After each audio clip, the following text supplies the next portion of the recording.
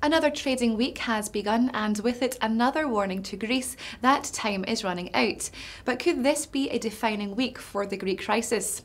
Christian Odendahl from CER joins us down the line to discuss the economic week ahead. Christian, things have gone from bad to worse, it seems, with Greek negotiations, as weekend talks ended after just 35 minutes. The June deadline continues to draw closer, but no progress is expected, at least until before the ECOFIN meeting towards the end of the week. Now, Angela Merkel, for one, does not want a Grexit to be her legacy, but can it be avoided at this stage? I think the Grexit can still be avoided.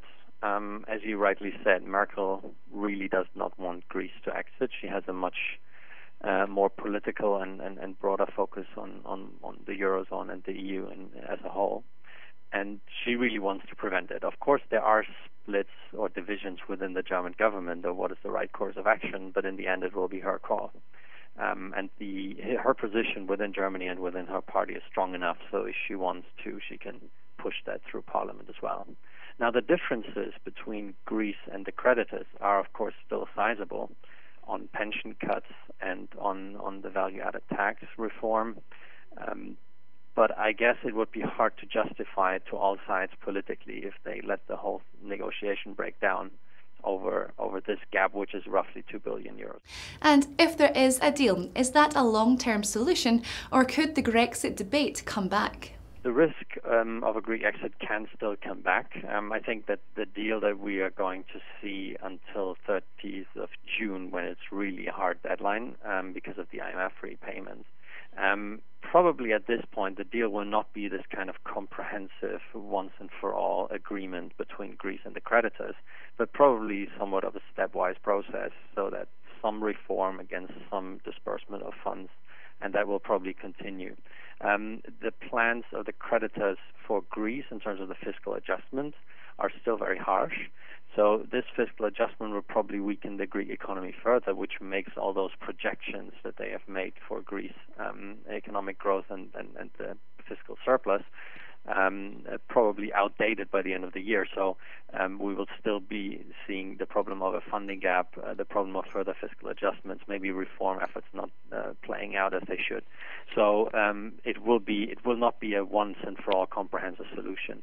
Now, on the really long term, the question is to what extent the debt is sustainable of Greece.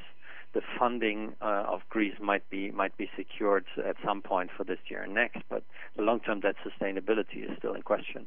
And the reforms currently under discussion are important, no doubt about that, but they are not necessarily attacking the fundamental problems, institutional problems of the economy. And if Greece were to leave, what happens to the euro-dollar and indeed the currency markets the day after a default? The question is to what extent that hits confidence across the Eurozone economy.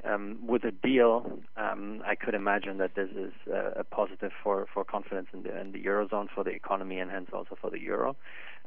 When it comes to a Greek default or even outright exit, even though I still think that's unlikely, that would definitely be a negative for the euro. We also have the ECB meeting this week. Not many believe the lender will provide the resolution for the Greek situation. But do you believe they have the tools to limit contagion in any event? And who is most at risk of that? I think the ECB does have the tools to limit contagion, at least the kind of direct forms of contagion. The ECB will mid this week also decide on the emergency liquidity assistance cap that they usually impose on how much Greek banks can access emergency funding. So the ECB actually also has the tools to make it much worse.